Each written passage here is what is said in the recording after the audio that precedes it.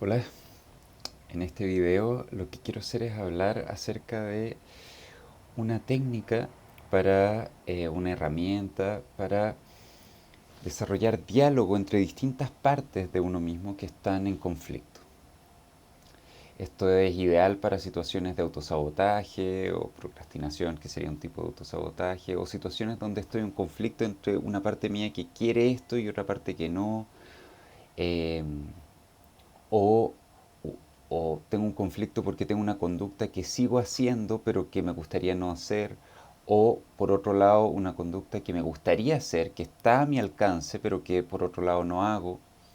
También sirve para explorar situaciones de resistencia al cambio, donde, por ejemplo, en un proceso de psicoterapia hay un paciente que quiere lograr un objetivo y se acuerdan ciertas cosas para ir avanzando en ese objetivo, por ejemplo, ciertos ejercicios o tareas o algo así, y por alguna razón el paciente como que no está colaborando, no está cooperando, a pesar de querer avanzar hacia ese objetivo. Entonces, en esta situación de resistencia también se podría tomar como una situación de conflicto entre quiero lograr mejorar esto, pero por otro lado no hago las cosas que podría estar haciendo para lograr este objetivo.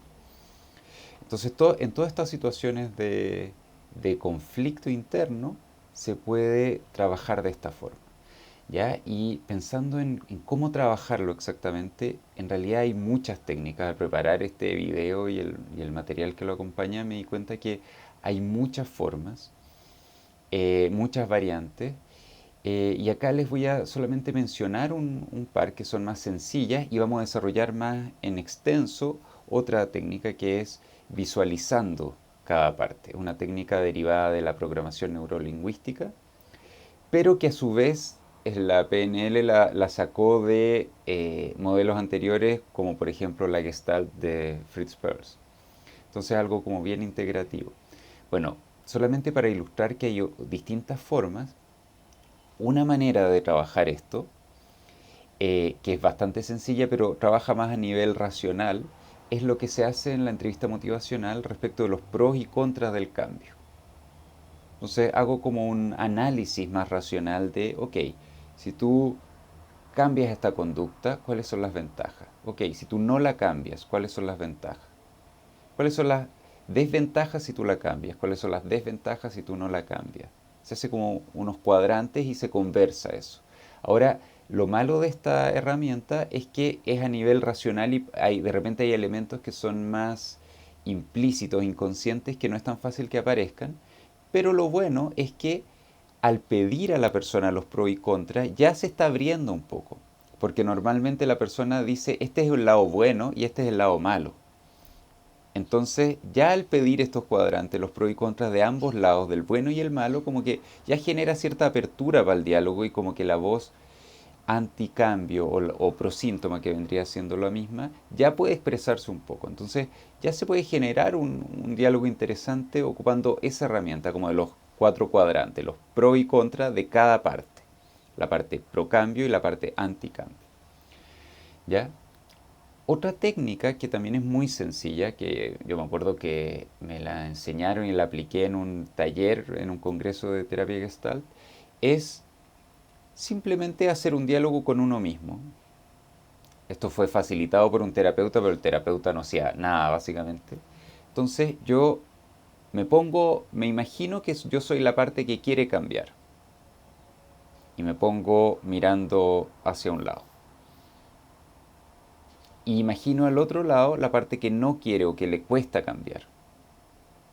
Y yo le hablo a la otra parte. Es un diálogo conmigo mismo, pero entre cada voz interna. Entonces, la parte que quiere cambiar le dice algo a la que no quiere cambiar. Ok, cuando termina de decir, yo me cambio de lugar y respondo desde la parte que no quiere cambiar. Y sigo así, cambiando, y el terapeuta o la terapeuta lo único que hace es decir, ok, ahora pásate para este otro lado, pásate para este otro lado. ¿Qué respondes? Y facilita el diálogo hasta ver si se llega a algún acuerdo. Pearls hacía una cosa así, básicamente, con algunos detallitos, pero estos diálogos podían durar horas a veces, porque era difícil llegar a un acuerdo. Y acá el tema principal es chequear si es que la persona realmente está hablando de cada lado, ¿ya? Pero es un ejercicio que se puede hacer sencillo. Yo cuando lo hice estaba abordando un problema chico igual, pero el ejercicio duró 10 minutos en que yo estaba cambiando de un lado a otro. 5 o 10 minutos. Ok, ya entonces ahora vamos a hablar más en extenso de la técnica que quiero presentar en este video, que es una técnica, como les decía, sacada de la PNL, específicamente de un libro de Andreas y Andreas que se llama Corazón de la Mente, que es un libro súper bueno de técnicas de PNL, pero mezcladas con otras cosas también, que es originalmente creo que del 89, en español está en los 90 creo. Bueno, ahí esta técnica se presenta en el capítulo 13 que se llama Resolviendo el conflicto interno. Yo le hice como algunas pequeñas modificaciones a la técnica, pero se basa básicamente en lo que plantean estos autores. ¿Ya? Esta técnica se basa en visualizar cada parte. La puedo visualizar en mi mente, en algún lugar, puedo visualizarla sobre cada mano, acá la parte que quiere cambiar, acá la parte que no. ¿Ya? Entonces es una técnica de imaginación, pero la persona tiene que estar como metida en esa imaginación, o si no, no va a servir. Si se mete puede ser súper, súper potente. Ok, entonces esta técnica tiene, se podría decir que cuatro grandes pasos, pero se le puede agregar un quinto. El primero es identificar el problema a trabajar. Es súper importante tener esto claro y tener clara cada parte. Es útil pensar en la parte que quiere cambiar y la parte que le cuesta o no quisiera cambiar. Pero si es que uno puede tener un nombre más específico, mejor todavía. ¿Ya? Entonces, primero es identificar cuál es el problema, qué es lo que quieres trabajar, ok, cuéntame un ejemplo, hasta tenerlo como bien claro. Luego, la idea es ya establecer un contacto con cada parte. Es mejor primero partir con una y luego con la otra. En general, esto no es rígido, pero en general es mejor partir con la parte más desconocida. Por ejemplo, la parte que no quiere cambiar. La parte más irracional, más loca, que uno podría decir la parte mala, entre comillas. ¿Ya? La parte que no quiere mejorar esto. La parte que se opone al cambio. Entonces, ¿qué es lo que yo hago? Yo le pido al paciente que visualice esta parte, por ejemplo, que estuviera acá, y trato de que se concentre luego de haber llegado a un ejemplo donde esta parte aparezca, porque tenemos que acercarnos a un momento en que esa parte aparece. ¿Ya? Puedo tal vez revivir un ejemplo o conectar con un momento en que esta parte haya aparecido, esta parte que no quiere cambiar o esta parte que produce esta conducta mala, por ejemplo, eh, de retraerme y no hablar con alguien cuando quisiera hablar, o la conducta de, por ejemplo, en el capítulo de Andreas y Andreas, plantean el caso de Joe, algún gringo que era un alumno de teología, que su conducta mala, entre comillas, tenía que ver con ver compulsivamente revistas porno. Le generaba mucho conflicto, mucha culpa, entonces quería eliminar esta conducta. Entonces, acá, ¿qué es lo que se visualiza? Bueno, la parte que te hace ver revistas porno, la parte que quiere ver revistas porno. Y en la otra mano, la parte que no quiere ver revistas porno. ¿Ya? Entonces partimos visualizando la parte que quiere ver revistas porno. Y se le pide al paciente que permita como que se convierta en una imagen esa parte. Puede ser él o ella misma en ese momento, puede ser un símbolo, puede ser otra cosa. Observa en tu mente la parte tuya que te empuja a ver esas revistas. Eh, entonces eso ya hay que tomarse un momento, porque es un trabajo como de meterse para adentro. Es como una imaginería, ¿ya? Eh, entonces ya la puedo ver, le puedo poner un nombre tal vez. Puede ser la parte que quiere ver porno o mi parte de mi diablito, o qué sé yo. Si es un nombre neutro o positivo, mejor, pero de repente se parte con un nombre más negativo. Eh, entonces, luego se le pide al paciente, ok, vamos a tratar de, fíjate si puedes observar y escuchar a esta parte, a ver qué te quiere decir, para ver si la podemos entender. Y chequear si es que la persona puede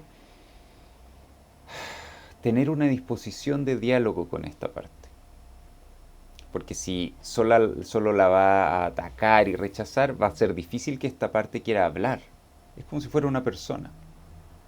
¿Ok? Entonces, si hay esa disposición de diálogo, se le pide a la persona que observe y escuche esta parte. Ok, observa, ¿qué está haciendo? ¿Qué dice? ¿Qué hace?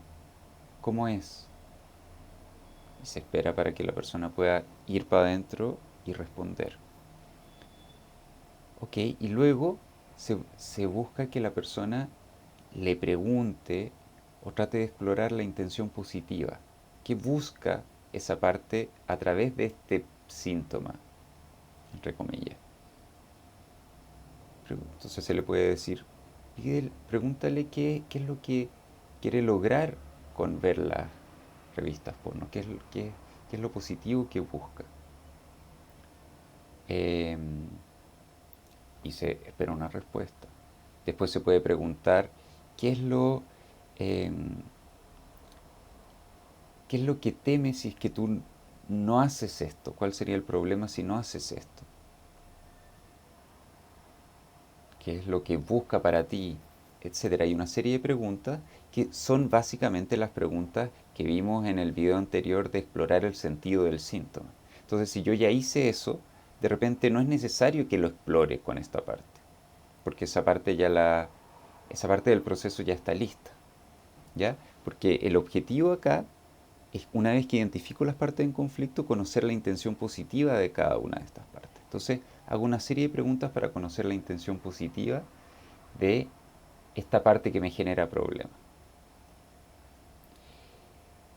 Y cuando tengo eso, cuando tengo la intención positiva, que en el caso de Joe, el ejemplo del capítulo de Andreas y Andreas, era que pudiera tener un espacio de libertad, que no viviera toda su vida cumpliendo las obligaciones y el deber ser.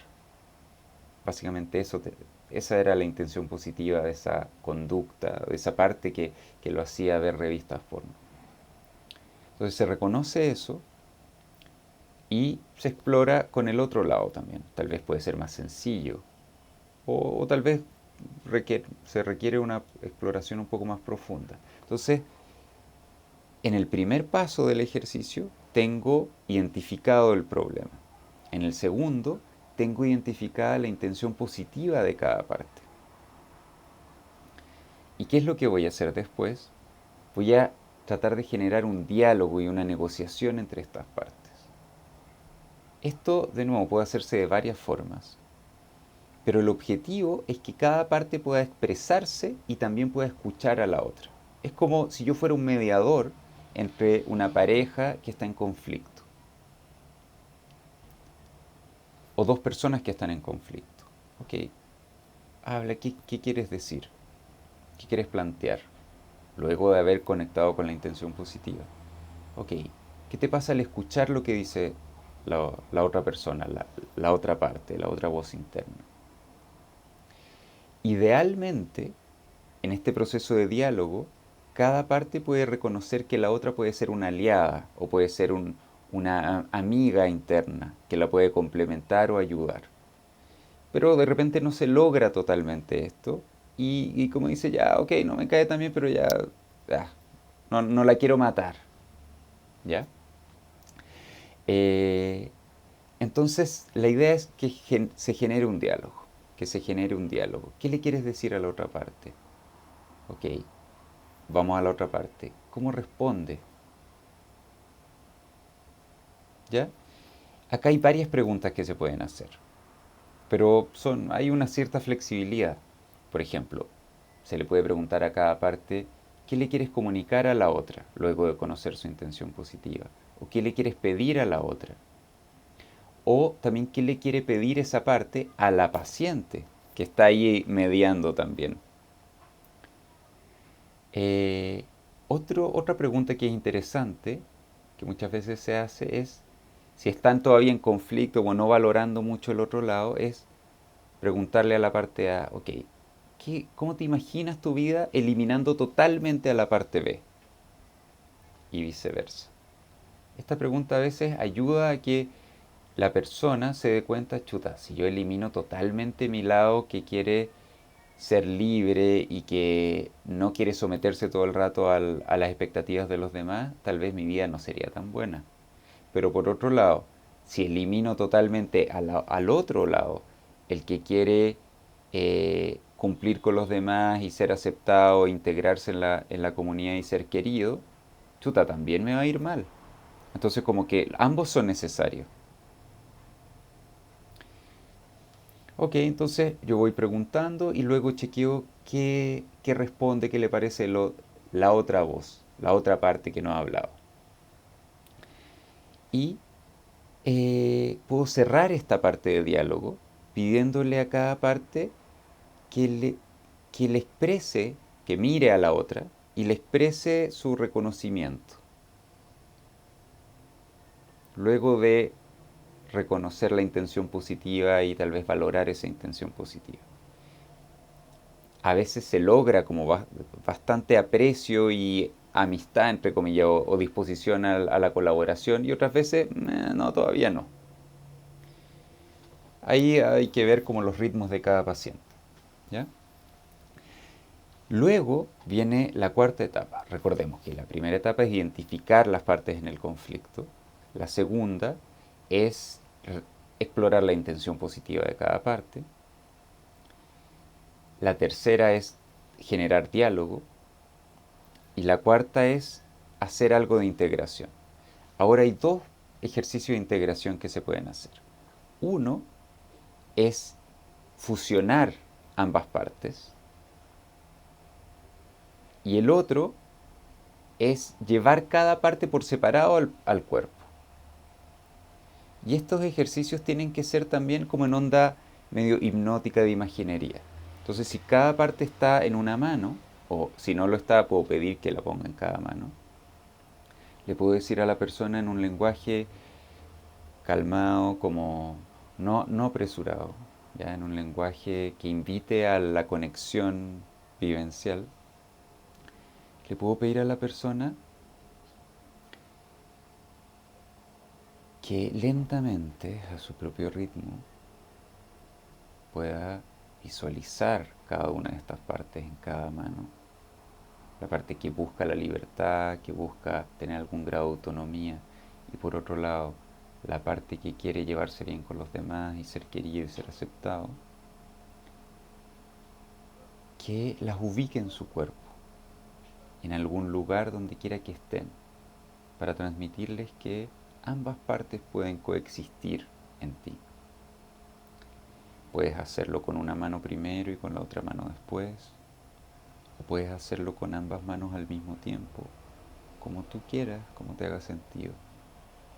Entonces, lentamente anda notando cómo una mano, la otra mano se van ubicando en una posición en tu cuerpo.